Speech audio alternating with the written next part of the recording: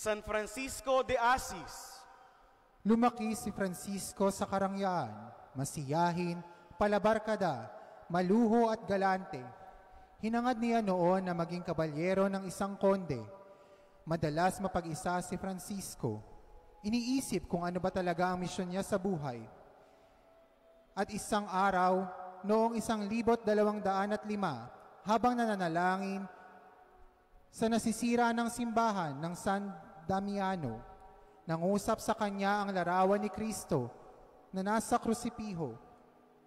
Namuhay siyang maralita, taliwas sa kanyang marangyang estado.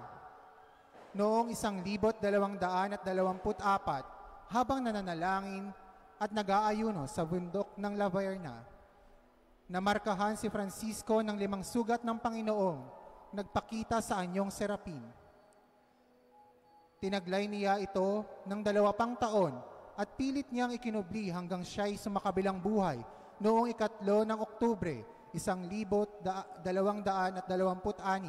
dahil sa pagkakasakit. San Francisco de Assisi.